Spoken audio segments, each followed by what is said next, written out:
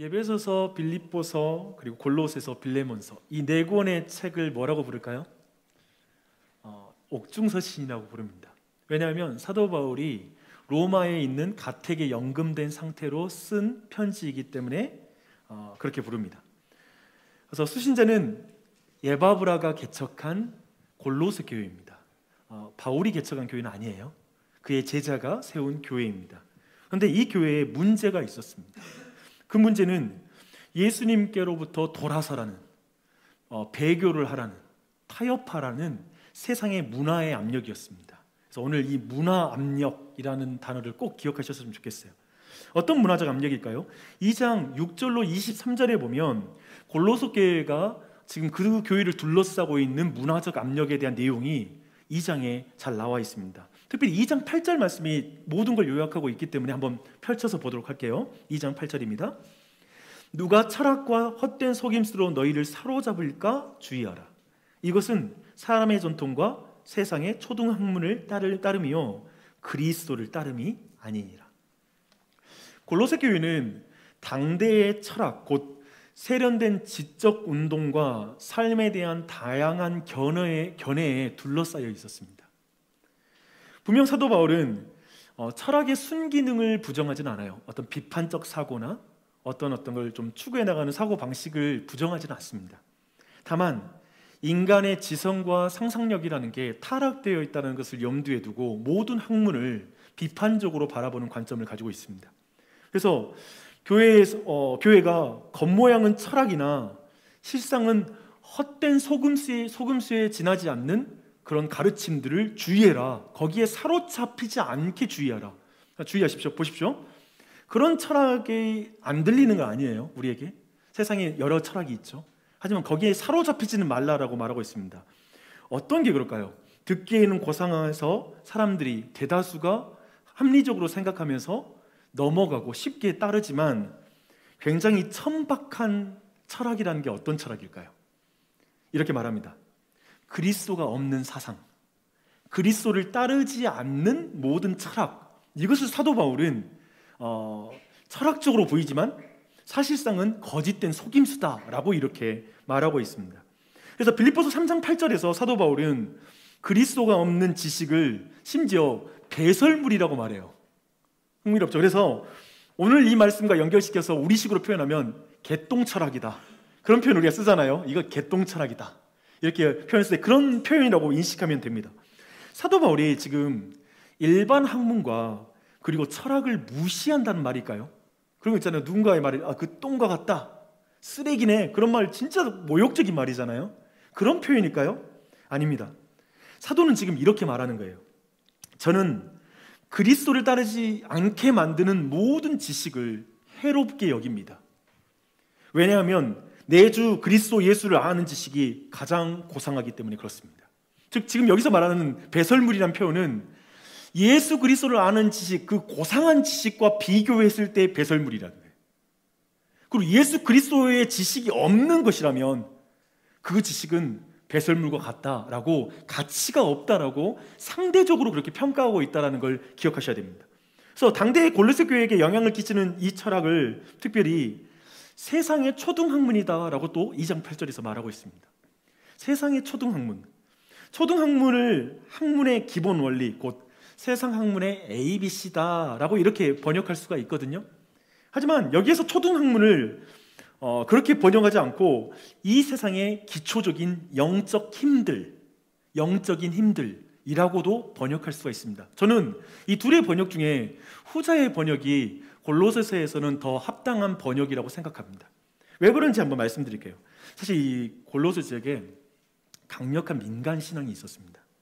그 중에 한 가지가 뭐냐면 악한 영들로부터 도움과 보호를 받기 위해서 천사들에게 기도하고 천사를 숭배하는 그런 민간 신앙이 있었습니다.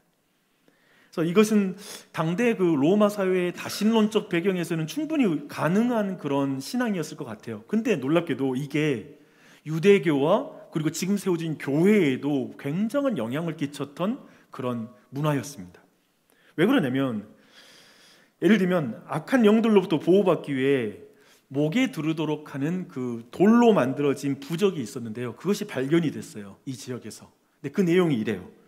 미가엘, 가브리엘, 우리엘, 라파엘이여, 이것을 착용한 사람을 보호하소서. 달아나라, 오 미움받은 자여, 솔로몬이 너를 뒤쫓는다. 그러니까 이런 돌이 장신구에 있는 것이죠. 또 이렇게 천사 숭배, 그리고 천사에게 기도하는 것이 가능한 이유가 있거든요. 어떤 것이 왜 가능하냐면, 특별히 성경에서 천사는 창조와 그리고 하나님이 율법을 주실 때 하나님이 쓰시는 어떤 도구로 쓰시는 그런 역할들이 있었습니다. 그래서 그 당시에 유대교와 그리고 그 당시의 교회가 생각할 때 천사가 도와주면 하나님과의 관계가 좀 더 친밀해질 거야, 천사가 도와주면 좀 더 하나님과 가까워질 수 있어 라는 이런 생각을 가지고 있었다는 것입니다.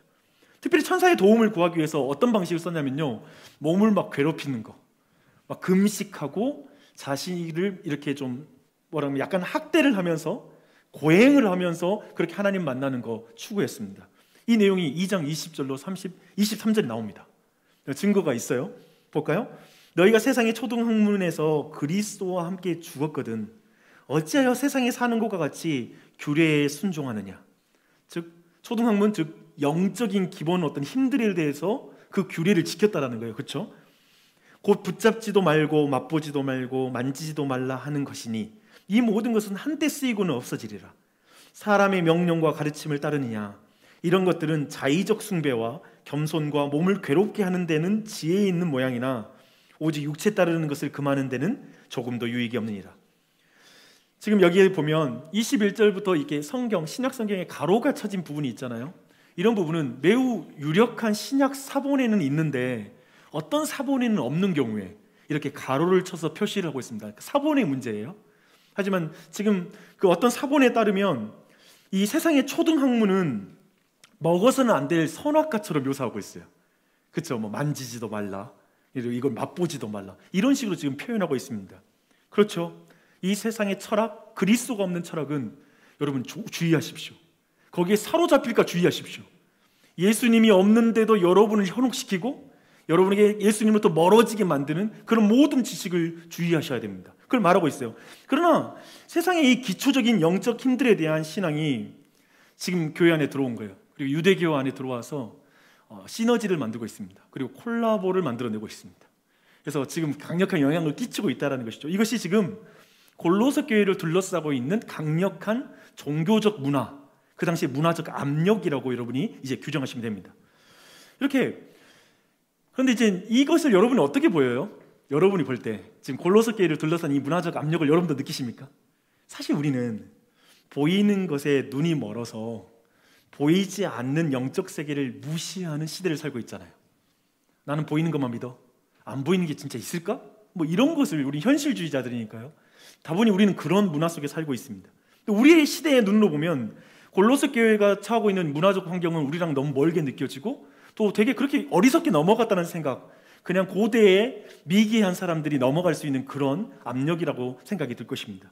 그런데 이것이 골로새 지역에서는 학문의 ABC, 행복의 ABC, 그리고 인생의 ABC예요. 그런 당연한 원리로 받아들여졌다는 거예요. 마치 오늘날에 우주의 기원에 대한 진화론이 학문의 ABC인 것처럼 그렇습니다. 오늘날 이것을 사람들은 자연스럽게 받아들이죠. 교회를 다니는 여러분은 이 세상의 기초적인 영적인 힘, 혹은 이 세상의 기초적인 행복에 대한 원리 ABC, 이것에 영향을 받지 않습니까? 우리도 그것을 받고 있다고 말할 수 있지 않을까요? 사람이란 물질로 만들어진 세포 덩어리, 고기 덩어리에 지나지 않아 라고 인간의 교원을 규정하기 때문에 지금 이 시대는 많은 사람들이 말하는 것은 뭐냐면 철저히 물질로 사람은 행복해질 수 있다고 말합니다. 왜냐하면 자신을 구성하는 건 물질이니까요. 그래서 영끌 물질관이 오늘날 이 시대를, 한국 사회를 강타하고 있습니다. 우리의 자아와 이상을 실현해 주는 것은 부동산 혹은 비트코인밖에 없다. 이제 인생 역전할 수 있는 방법은 이것밖에 없다라고 생각하면서 그 기회를 찾는 사람들이 많은 것 같습니다. 온통 육체의 욕망을 무한대로 확장해 주는 먹방이 TV의 대부분을 차지해요. 과거의 다큐멘터리, 어떤 인문학적인 어떤 프로그램들은 다 거의 다 사라졌습니다. 또한 성적인 판타지를 부추기는 영상 산업은 코로나 시대에 더욱 힘차게 번창하고 있는 것 같습니다. 우리의 마음과 상상력의 대부분을 감싸고 있는 그 문화적 압력이 뭔지를 보십시오. 여러분이 혼자 있으면 여러분이 계속해서 핸드폰, 스마트폰을 가지고 계속 돌리면서 그 페이지를 넘기면서 여러분이 찾고 있는 그 문화를 한번 생각해 보십시오. 핸드폰을 놓아야 된다는 거 알면서도 안 놔지잖아요. 멍하니 계속 넘기게 됩니다. 그 압력이 얼마나 거셉니까? 우리는 모든 재난과 질병으로부터 보호해주는 것을 이제 민간 신앙에선 찾지 않습니다. 천사에게 기도하는 방식을 우리는 해결하지 않습니다. 하지만 우리 시대의 ABC는 과학일 것입니다. 의료 기술일 것입니다. 그럼 과학이 모든 문제를 해결해 줄 거야 라는 생각을 갖는 것이죠. 제가 지금 좀 여러분과 함께 확인하고 싶은 것은 그거예요. 지금 골로새 교회가 가지고 있었던 그 세상의 철학, 그것은 우리 시대의 ABC, 그리고 인생의 ABC, 행복의 ABC, 이런 것과 동일하게 우리도 영향을 받고 있는 주제라는 거예요. 우리도 자연스럽게 받아들이고 있고 자연스럽게 그게 영향 가운데 있습니다. 그리스도가 없는 문화적 압력을 우리도 받고 있습니다. 예수님 찾게 하는 문화가 세상에 있나요? 없죠. 누구도 그리스도를 찾으란 말은 하지 않죠. 너를 찾으라고 그러죠. 골로새 교회의 일부는 지금 이 세상의 어떤 부분은 사악한 권세가 지배하고 있다는 이런 생각을 했습니다. 그러면서 그 영역에서는 그리스도는 거기까지 안 미치고 천사에게 기도하면 효력이 있을 것 같아라는 생각이 지배하는 거예요. 그런 생각을 가지고 있는 것이죠.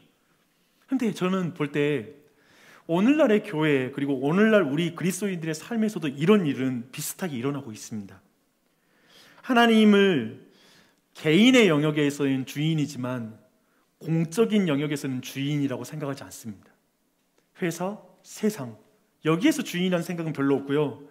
그저 내 심리적인 영역에서 내게 평안을 주는데, 그냥 내 마음을 평강을 지켜주는 데에는 영적인 생활에서는 하나님이 왕이신 걸 인정하지만 물질적인 영역에서도 하나님이 왕이라는 건 인정하기 어렵습니다. 하나님은 마치 교회에만 머무시고 세상에는 하나님이 없는 것 같이 행동하는 경우도 있습니다. 오해하지 마십시오. 우리가 관념적으로, 우리가 이성적으로 하나님이 세상에 없다고 생각하는 게 아닙니다. 실질적으로 내 삶으로 밖에 나갔을 때 하나님이 없는 것처럼 행동한다는 것입니다. 우리의 행복관, 역사관, 우주관, 세계관, 과학관, 이런 모든 것에 있어서 그리스도는 왕인가, 그리스도는 주인인가, 그리스도에 대한 어떤 확신들을 찾아보기 힘들고, 그 분야들마다 주인이 있는 듯, 그 분야들마다 권위자가 있는 듯, 마치 많은 그리스도인들 또한도 자아분열적인 신앙생활, 교회에 왔을 때는 뭔가 하나님을 믿는 것 같은데 다른 자리에서는 주인이 다 바뀌는 그런 식의 자아분열적 어떤 삶, 어떤 마음의 상태를 가진 이들도 많은 것 같습니다. 그래서 지금 사도는 그리스도 없는 철학, 그리스도 없는 인생 ABC가 여러분을 사로잡을까 주의하라. 왜냐하면 그리스도는 모든 것의 왕이기 때문이다. 이제 볼 거예요. 저는 그런 생각이 들어요. 방금 제가 살펴봤지만 어떻게 우리가 문화적인 압력, 그 시대의 정신을 어떻게 이기겠습니까? 어떻게 우리는 거기에서 합당하게 싸울 수 있을까? 이제 사도 바울에서 보게요. 이 세상의 철학과 대세, 가치관에 거의 질식당한 이들, 질식당한 그 골로새 교회를 향해서 사도 바울이 어떻게 치료해 가는지를 봐야 돼요. 실제로 사도 바울은 이걸로 그 사람들을 치료하는 거예요. 한번 보시게요. 사도 바울은 가장 먼저 뭘 하냐면요, 이 골로새서에서 오늘 말씀에서 가장 먼저 그리스도에 대한 찬가를 올립니다. 그리스도를 찬양해요. 15절부터 20절까지가 이연으로 구성된 시입니다. 그 시적인 찬가를 이제 노래를 부르는 걸로 이제 전체 내용이 시작합니다. 생각해보면 봐봐요. 지금 세상의 수많은 철학과 경쟁적인 대세, 그리고 가치관에 대해서 하나하나 반박할 수 있잖아요. 근데 그 반박하는 방식으로 먼저 시작하는 게 아니라 예수 그리스도를 찬양하는 것으로 이야기를 시작하는 거예요. 저는 개인적으로 성경을 보는 저 같은 경우는 이런 부분을 거의 놓치지 않습니다. 저 개인적으로 좀 문학적인 관심도 많고, 그런데 이런 식의 방식이 좀 저는 잘 이해 안 되거든요. 왜냐하면 나 같으면 변증적으로 들어갈 텐데, 논리적으로 싸울 것 같은데 아니에요. 예수 그리스도를 찬양하고 시작해요. 이것은 마치 이런 거예요. 하와이 해변에 가족이 간 거예요. 우리 가족이. 근데 우리 아이들 중에 하나가 최고급 호텔까지 내가 예약해서 갔는데 암막 커튼을 치고 방 안에서 아주 옅은 조명 아래에서 하와이 해변가의 모래 색깔과 해변가에 있는 어떤 묘사들과 관련된 소설책을 읽으면서 정말 이럴까? 라고 생각하고 앉아 있는 거예요. 밖을 안 나가요. 그걸 보는 순간 우리가 부모라면 어떨 것 같아요? 답답하겠죠. 그래서 먼저 암막 커튼을 확 열어젖히고 창문을 열고 나서 이야 아름답다. 진짜 해변 아름답다. 저 모래를 봐. 이야 아름답다 라고 탄성을 저지를 거예요.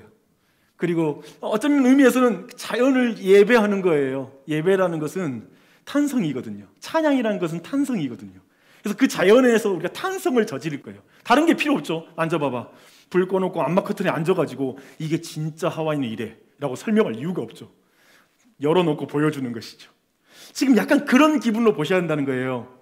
이게 나는 여러분에게 도움이 될 것 같아요. 여기 앉아있는 많은 사람들은 어쩌면 하나님을 지적으로 만나려고 시도를 하고 여러분이 질문을 해결해서 하나님 어떻게 만난다라고 생각할지 모르겠어요. 근데 성경의 방법은 좀 달라요. 예수 그리스도에 대한 탄성으로 갑니다. 그리고 하나님을 말하고 있어요. 이렇게 말하는 거예요. 사도 바울이. 보십시오. 예수님은 보이지 않는 하나님의 형상입니다. 하나님에 대해 미루어 짐작하는 것을 멈추십시오. 당신이 원하는 대로 하나님을 생각하면서 축소하지 마십시오. 하나님의 형상인 예수님을 믿지 않고 하나님의 형상을 상상하는 것은 우상숭배입니다. 성경이 말하는 참 하나님이시요 참 사람이신 예수 그리스도를 있는 그대로 보십시오. 지금 그렇게 말하는 것이죠. 이걸 주목했으면 좋겠어요. 이제 찬가의 내용이 좀 궁금해지죠. 그 찬가의 내용 보게요. 두 연으로 구성이 되는데요. 첫 번째 연은 15절부터 18절까지가 첫 번째 연입니다. 예수님이 창조주이시고 통치자이심을 찬양하는 그런 내용입니다. 그는 모든 피조물로부터 먼저 나신 이시니 라는 말로부터 이제 내용이 시작합니다. 사실 이 말은 모든 피조물부터 먼저 나신 이시다 라는 그 말은 가장 먼저 창조된 첫째라는 의미가 아니라 모든 피조물 위에서 다스리시는 분이시다라는 그런 의미입니다. 성경적 표현으로 말하면 지존하신 주님이시다라고 말합니다. 여러분 지존하신 주님이라는 표현 들어봤죠? 그런 표현입니다. 16절부터 이 지존하신 주님을 이렇게 풀어서 설명합니다. 만물이 그에게서 창조되었습니다. 세상에 보이는 그리고 보이지 않는 모든 질서, 왕권, 주권, 통치자 그리고 모든 영적인 권세들, 이 모든 것들은 예수님이 창조했습니다. 예수님을 위해서 창조했습니다. 피조물의 목적은 예수님입니다. 만물보다 먼저 계셨던 그리스도는 지금도 만물을 유지하고 계시는 분이십니다. 그분이 없이는 모든 우주는 순식간에 망가질 것입니다. 당연히 그리스도가 교회의 머리시요 근본이십니다. 지금 생각해 보세요. 지금 사도 바울의 이 찬가가 지금 이 당시에 악한 영들의 세계가 있고 자신들은 그 약한 세계에 속해 있을 것이라고 두려워하며 어떤 영역들은 악한 영역에 속해 있다고 생각하면서 두려워 떨고 있는 골로새 교인들에게 실질적으로는 이런 말이었을 거예요. 이렇게 말하는 거예요. 어떤 영적인 힘들로 두려워할 필요가 없습니다. 그들을 숭배할 필요가 없습니다. 예수 그리스도는 모든 피조물을 지시고 다스리고 계신 분이시기 때문에 그렇습니다. 저 천사들도 하나님이 지었습니다. 할렐루야. 그리고 당신의 공허한 마음을 채우기 위해, 두려움을 지우기 위해 천사들을 달래거나 그리고 기도할 필요가 없습니다. 왜냐하면, 그리고 또한 당신 다른 주인을 둘 필요도 없어요. 왜냐하면 신자와 교회를 충만하게 채워주시는 머리 되시는 예수님이 계시기 때문에 그렇습니다. 그분이 다 채워줍니다. 그분을 의지하십시오. 지금 이렇게 말하는 거죠. 실질적으로는 제가 오늘 이게 지금 시의 찬가라고 말씀드렸잖아요. 근데 오늘 말씀 제가 그 찬가 중에 이거 하면서 오늘날 우리가 부르는 찬양이 하나 생각이 났어요. 이 부분에 대해서 온 만물의 창조주이시고 통치하시는 예수님, 지존하신 하나님에 대한 찬양을 같이 한번 드렸으면 좋겠어요. 어쩌면 이 찬양의 고백이 모든 내용을 이해되게 만들지 않을까라는 생각이 듭니다. 도리어 다른 것보다 이 찬양을 고백하는 게 우리에게 더 깊은 이해를 가져다 줄 것 같아요. 한번 찬양하시게요. 지존하신 주님 이름 앞에 모든 무릎 꿇고 다 경배해. 거룩하신 주님 보좌 앞에 엎드려 절하세.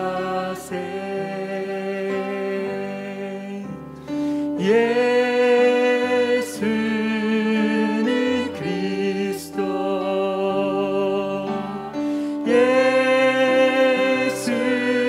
예수는 주, 하나님의 영으로 경배드리. 다시 한번 지존하신 주님, 창조하시고 통치하신 주님 찬양합시다. 지존하신 주님 이름 앞에 모든 무릎 꿇고 다 경배해. 거룩하신 주님 보좌 앞에 엎드려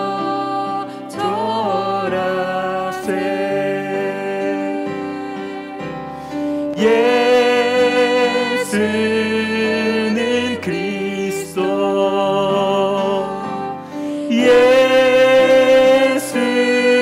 예수는 주, 하나님의 영으로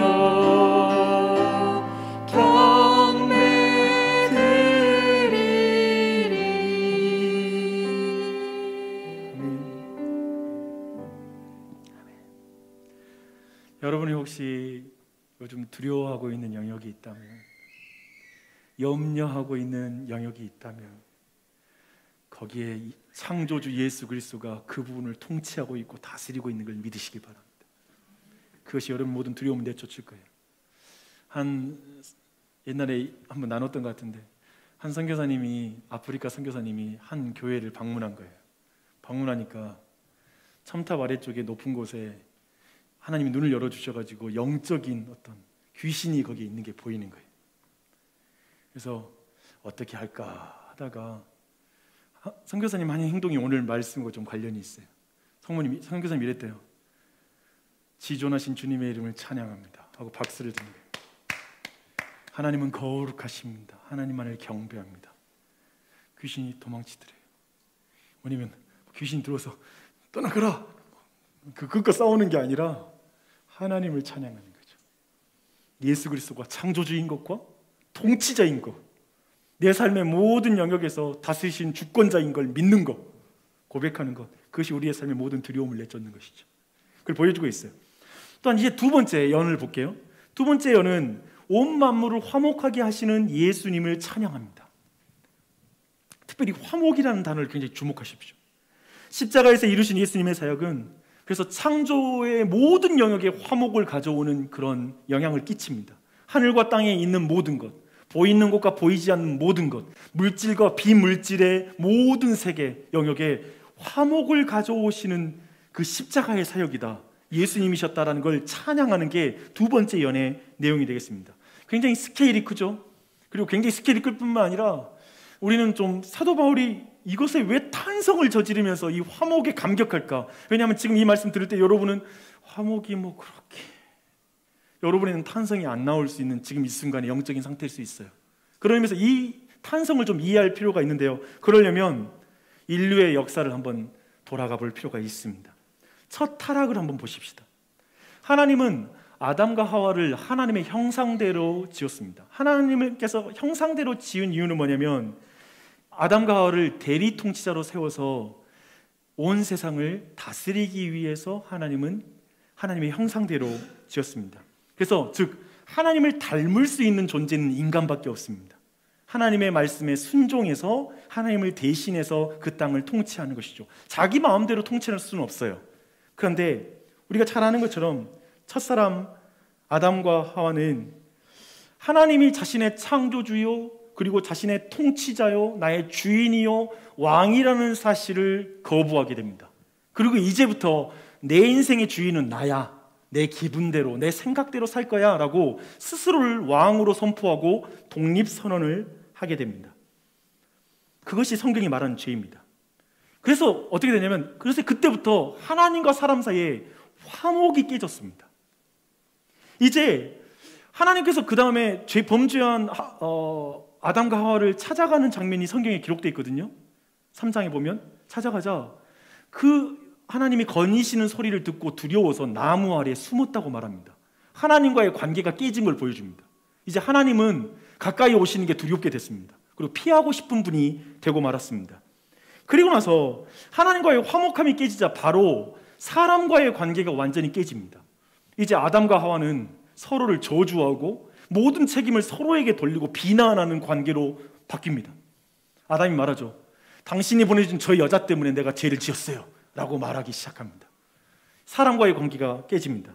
그리고 또한도 사람과의 관계만이 아니라 자연과의 관계도 파괴됩니다. 이제 사람은 하나님의 사랑으로 이 세상을 통치하고 다스리는 게 아니라 자신의 욕심과 이기심과 자기 욕망에 의해서 자연을 무분별하게 개발하고 그것들을 파괴하는 그런 위치에 오르게 됩니다. 그래서 지금 이렇게 관계가 크게 세 가지의 관계가 있는데요, 그 관계가 깨지고 파괴된 세상은 지금까지 이어지고 있습니다. 여러분 어떤가요? 관계가 깨지는 것은 고통을 가져옵니다. 가장 친밀한 부부 때문에 고통을 느끼고 계십니까? 가장 친밀한 부모님과의 관계 때문에, 형제와의 관계 때문에 피눈물을 흘려본 적이 있습니까? 관계가 깨지는 건 고통입니다. 가장 큰 고통이에요. 그 고통을 느낍니다. 그래서 하나님과의 관계의 파괴는 결국 죽음과 그리고 그 죽을 것 같은 고통이 우리의 인간의 삶에 끊임없이 있는 그런 삶으로 전락시킵니다. 그래서 하나님과의 관계의 파괴의 역사는 이제 우상숭배의 종교사를 만듭니다. 하나님과 관계가 깨졌으니까요. 사람과의 관계의 파괴는 이제 전쟁사가 됩니다. 자연과의 관계의 파괴는 쓰나미, 지진, 전염병, 코로나19 이 모든 걸 통해서 고통을 당하는 것, 이런 것을 우리는 지금 생생하게 경험하고 있습니다. 너무 고통스럽구나 라는 걸 느끼고 있죠. 지금 제가 굉장히 간단하게 전체 내용을 설명하고 있지만 사실 이 모든 건 전쟁, 그리고 하나님과의 관계에 파괴해서 어떤 종교, 그리고 아까 말한 것처럼 자연으로부터의 고통은 어마어마합니다. 그 고통을 우리는 너무나 얼마나 힘든 일인지 모릅니다. 그래서 모든 인류의 역사는 사실상 샬롬을 갈망하는 역사입니다. 어떻게든 화목을 만들고 싶어하는 갈망의 역사가 인류의 역사였습니다. 그런 찬양이 있어요. 이런 찬양 여러분 들어보셨을까요? 세상은 평화 원하지만 전쟁의 소문 더 늘어간다. 이 모든 인간 고통 두려움뿐 그 지겨움 끝없네. 마지막 가절이 제 와닿더라고요. 그 지겨움 끝없네. 모두가 샬롬을 원하지만 샬롬을 만들지를 못하는 것이죠. 그런 실력이 없는 것이죠. 그토록 갈망하지만 샬롬을 칼로 만들려고 할 때에 전쟁사가 되었고요, 자신의 간절함으로 만들려고 할 때 그것이 종교사가 되었습니다. 사도 바울은 대신 그 샬롬은, 그러나 그 샬롬은 오직 예수 그리스도께서 만드실 수 있다, 그 화목은 예수님만이 만들 수 있다라고 지금 오늘 말씀에서 말하고 있습니다. 죄가 사람을 통해 세상에 들어와 모든 것을 망쳤기 때문에 이제 죄인을 위해 우리 구주 예수님께서 십자가의 피로 사람과 하나님을 화목하게 하셨다라고 말씀하고 있습니다. 사람과 사이의 화목 또한도 하나님과의 사이가 화목으로 변하면, 하나님과 사람 사이가 불화했을 때 모든 것이 이제 저주를 받았듯이 하나님과의 사이가 화목되면 사람과의 사람 사이가 화목되고 자연과의 관계도 회복될 것이라고 약속하고 있습니다. 예수님의 십자가는 그래서 만물을 회복하게 하는 십자가입니다. 온 우주의 십자가입니다. 모든 세상을 회복시키는 십자가입니다. 그걸 힘주어 말합니다. 그래서 이 찬양은, 그래서 지금 말하고 있는 이 두 번째 연애 사도 바울의 이 찬양은 실질적으로 골로새 교회에게는 이렇게 외치는 외침이겠죠. 이제 더 이상 사악한 권세 아래에 있다라고 그렇게 착각하지 마. 예수님의 십자가의 대속의 죽음과 그 부활로 너는 해방되었어. 악의 권세로부터 완전히 해방되었어. 다른 수단을 통해 천사에게 기도해서 너가 거기서 해방되는 게 아니야. 그 또한도 하나님이 통치하고 있고 그 또한을 위해서도 예수님이 십자가가 죽었고 거기서 화목하게 하셨어 라는 이 외침인 것이죠.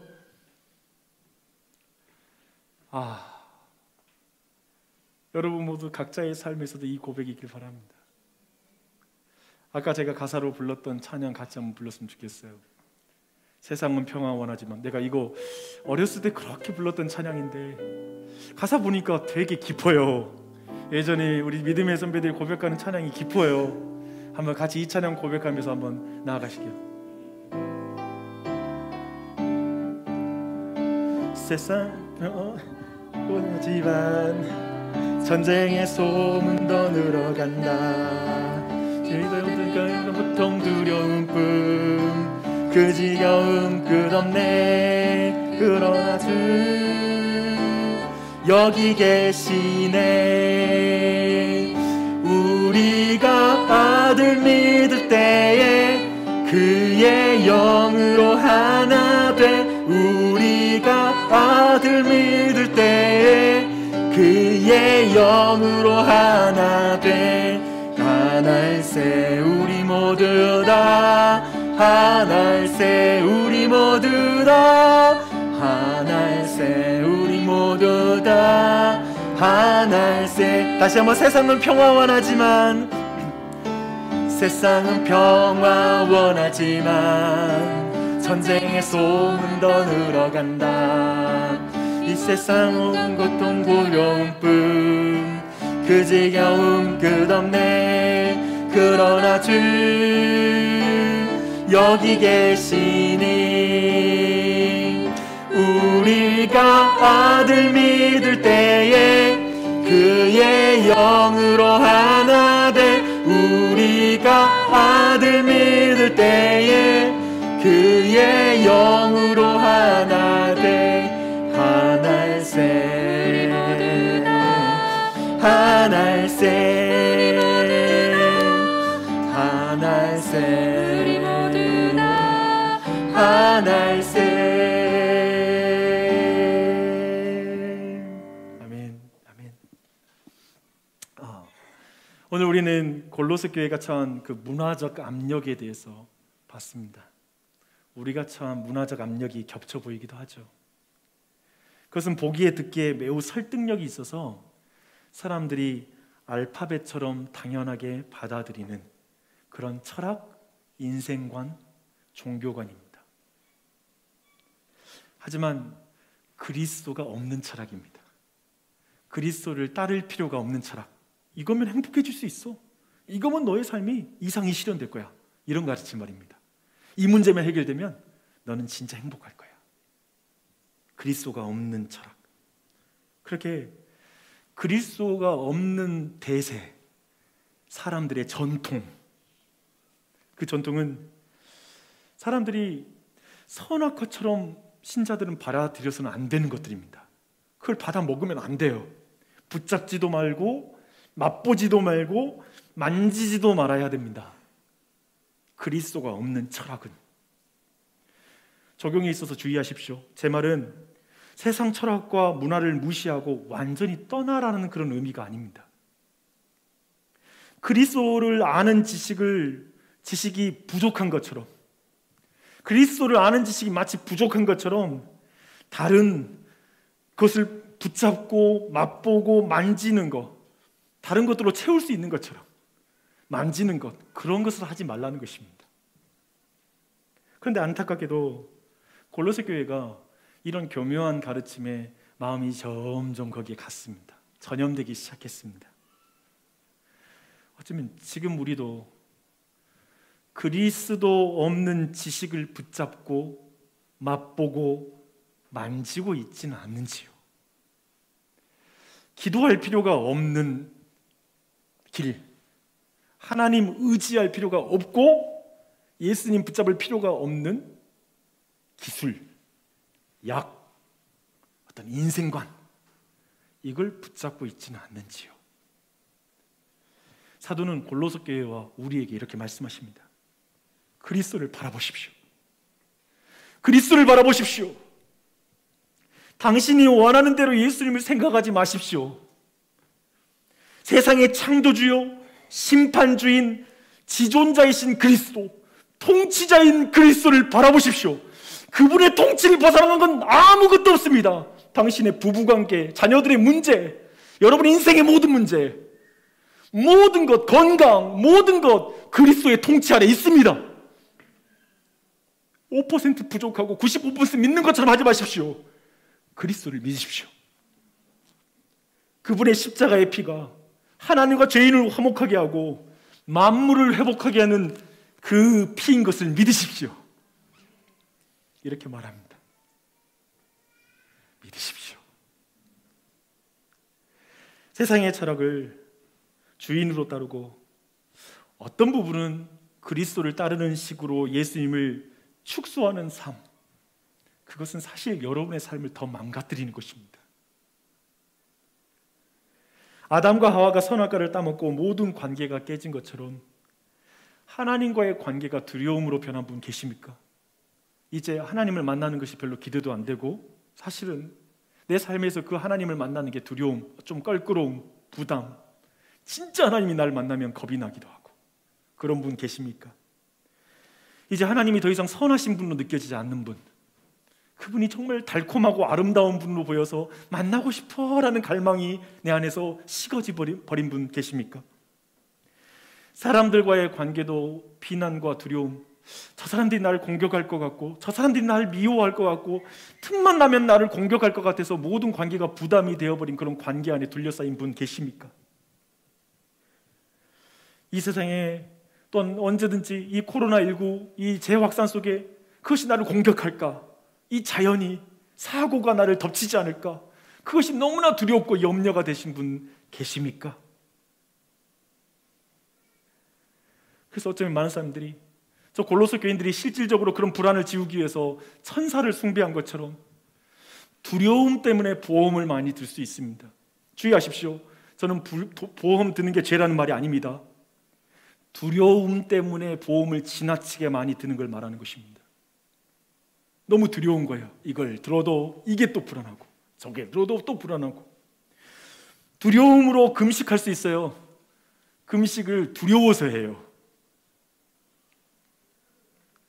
자신의 관계와 미래에 대한 근심과 염려가 마음이 떠나지 않을 수도 있습니다. 수많은 세상의 철학, 그리스도가 없는 정보가 얼마나 많아요. 그리스도가 없는 상상력으로 말미암아 이미 일어나지 않는 일 가지고 얼마나 근심을 막 가지고 와서 근심하는 분이 얼마나 많이 있나요? 그들에게 주님 말씀하십니다. 내가 원하는 대로 나를 상상하지 말고 내가 드러낸 대로 나를 예배하라. 나는 온 세상의 통치자다. 나는 이 세상을 지었다. 나는 이 세상을 전체를 나로 말미암아 유지되고 있다. 내가 너의 하나님이고 너와 하나님과의 관계를 화목시키기 위해 십자가를 지고 내 피를 흘린 예수 그리스도이다. 나를 믿으라. 내가 너의 보호자가 될 것이다. 그렇게 말씀하십니다.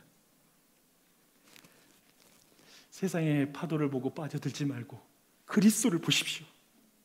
그리스도를 보십시오. 자기를 그만 보십시오. 저 사람이 문제야. 문제의 원인을 또 다른 사람 보지 마십시오. 이 환경이 문제야. 그걸 그만 보십시오. 그리스도를 보십시오. 그리스도를 보십시오. 그렇게 그리스도를 바라보는 것, 기억하실 건 고린도후서 5장 17절이 사실 오늘 말씀에 짝이 되는 말씀인데요. 그런즉 누구든지 그리스도 안에 있으면 새로운 피조물이라 이전 것은 지나갔으니 보라 새 것이 되었도다. 여기서 새로운 피조물이란 말은 새로운 어떤 새 사람이 되었다라는 의미를 가지고 있습니다.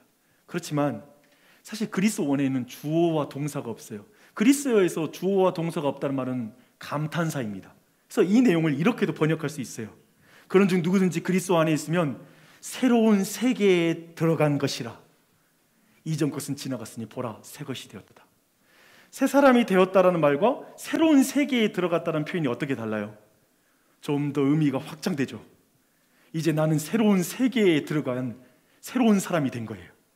그래서 이제 나는 이 세계에서 화목하게 하는 직분을 맡았다라고 고린도후서 그 이후에 말하고 있습니다. 18절에 모든 것이 하나님께로 났으며 그가 그리스도로 말미암아 우리를 자기와 화목하게 하시고 또 우리에게 화목하게 하는 직분을 주셨으니 라고 말씀하고 있습니다. 그래서 여러분에게 저는 부탁하고 싶습니다. 오늘 말씀을 정리하면서 첫 번째, 예수 그리스도 안에서 하나님과 화목하게 된 그 은혜를 누리십시오. 그리스도로 완전한 걸 믿으십시오. 그리스도가 지금 내가 두려워하고 염려하고 걱정하고 있는 모든 영역의 통치자요 왕이요 주관자인 걸 믿으십시오. 그분은 완전한 분이십니다. 그분을 영접하십시오. 내가 모든 일 할 때 경험한 거예요. 뭐냐면 하나님이 없다고 생각하는 영역은 항상 근심 덩어리예요. 하나님께 의탁하지 않은 분은 다 근심이었어요, 제게는. 그런데 하나님께 의지하고 주님이 역사할 것이고 하나님이 다스린다고 고백하는 영역은 순식간에 근심에서 사라졌어요. 제가 경험합니다. 우리 모두 경험했을 것입니다.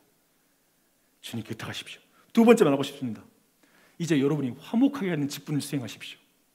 예수님의 증인과 제자로 주변 사람들을 화목하게 하십시오. 될 수 있는 사람과 모든 사람과 화목하십시오. 그리고 그 사람들을 하나님과 화목하게 하는 일에 여러분이 나서십시오. 왜냐하면 하나님과 화목하면 관계가 회복되고 사람과의 관계가 회복되고 그 다음은 자연과의 관계도 회복되기 때문에 그렇습니다. 그래서 가장 중요한 게 전도예요. 오늘날 우리가 잃어버린 언어죠. 전도는 너무 중요해요. 그래서 아까 말했던 고린도후서 5장 20절 말씀은 그러므로 우리가 그리스도를 대신하여 사신이 되어 하나님이 우리를 통하여 너희를 권면하는 것 같이 그리스도를 대신하여 간청하노니 너희는 하나님과 화목하라. 이상하게 하나님과 화목하는 것에 주목합니다. 이것 수도꼭지 틀면 물이 내려오는 거 아는 거죠. 하나님과 화목하는 것에 다시 주목하십시오. 그리스도의 십자가를 더욱 신뢰하십시오. 붙잡으십시오. 그렇게 나아가는 우리 온 교회가 되기를 축원합니다. 아멘. 오늘 그리스도의 찬가가 많이 나와서 찬양의 고백을 좀 많이 해요. 제가 이 찬양이 계속 설교를 준비하는데 마음이 나오더라고요. 예전에 찬양이 있는데 오랫동안 고백을 못한 것 같아요. 주는 평화 막힌 담을 허신 그 주님의 은혜, 그걸 같이 찬양으로 고백함으로 나아가겠습니다.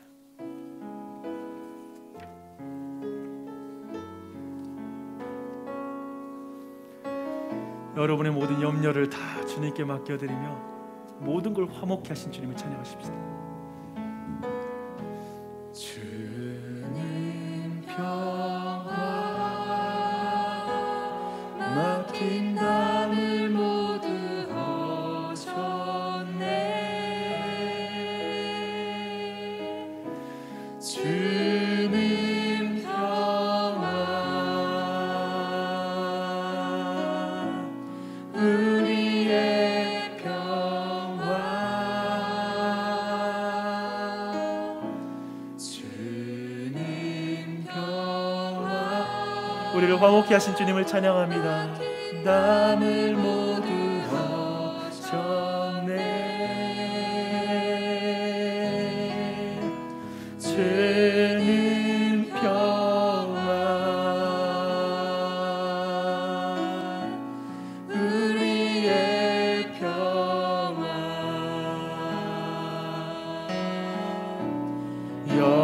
영영다 맡기라. 주가 돌보시니 주님 평화 우리의 평화 염려다 맡기라. 염려다